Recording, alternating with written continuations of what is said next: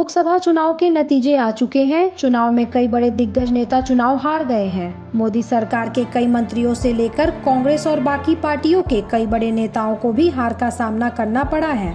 लेकिन इस चुनाव में कुछ ऐसे उम्मीदवार भी हैं जिन्होंने निर्दलीय चुनाव लड़ा और बड़े अंतर से जीत हासिल की। निर्दलीय चुनाव लड़ने वाले उम्मीदवारों में खालिस्तानी नेता अमृतपाल सिंह, कश्मीरी नेता इंजीनियर राशिद और इंदिरा गांधी के हत्यारे बेअंत सिंह का बेटा सरबजीत सिंह खालसा भी शामिल हैं। 2019 के चुनाव में 4 निर्दलीय उम्मीदवार संसद पहुंचे थे, जबकि 2014 के चुनाव में 3 निर्दलीय उम्मीदवारों ने चुनाव जीता था। इस बार कम से कम 6 निर्दलीय उम्मीदवार संसद पहुंचे हैं। आइए जानते हैं उन उम्मीदवारों के बारे में। लोकसभा चुनाव जीतने वाले निर्दलीय उम्मीदवारों में पहला नाम है मोहम्मद हनीफा का। लद्दाख सीट से निर्दलीय उम्मीदवार मोहम्मद हनीफा ने कांग्रेस के उम्मीदवार शेरिंग नामग्याल को हरा दिया है। हनीफा ने नामग्याल को 27,862 वोटों के अंतर से चुनाव हराया है।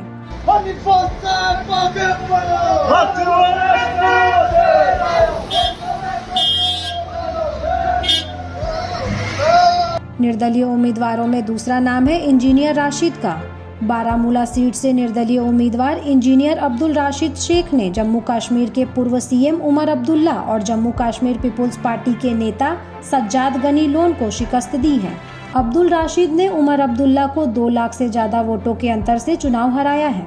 चुनाव जीतने वाले तीसरे निर्दलीय उम्मीदवार हैं अमृतपाल सिंह। वारिस पंजाब देश संगठन के प्रमुख और खालिस्तानी नेता अमृतपाल सिंह ने खडूर साहिब सीट से चुनाव जीत लिया है। अमृतपाल सिंह असम के डिब्रूगढ़ जेल में बंद हैं। अमृतपाल सिंह ने कांग्रेस के कुलबीर सिंह जीरा को 1,97,000 वोटों से हरा दिया है।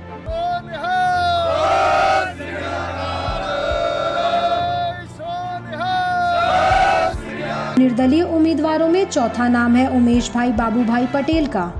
दमन और दीव सीट से निर्दलीय उम्मीदवार उमेश भाई बाबू भाई पटेल ने बीजेपी के लल्लू भाई बाबू भाई पटेल को 6,225 वोटों के अंतर से हरा दिया है।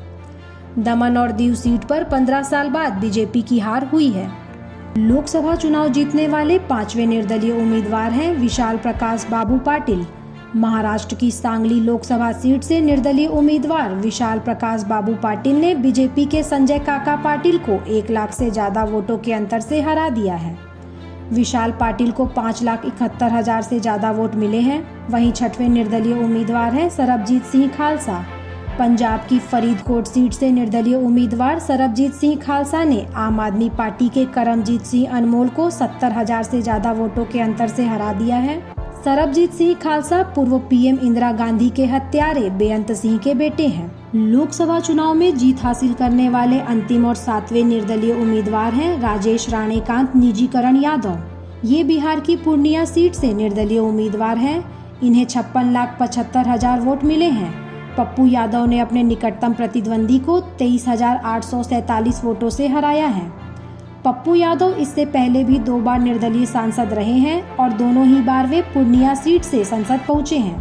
पप्पू यादव ने पूर्णिया लोकसभा सीट से 1991 और 1999 का चुनाव भी बतौर निर्दलीय उम्मीदवार ही जीता था।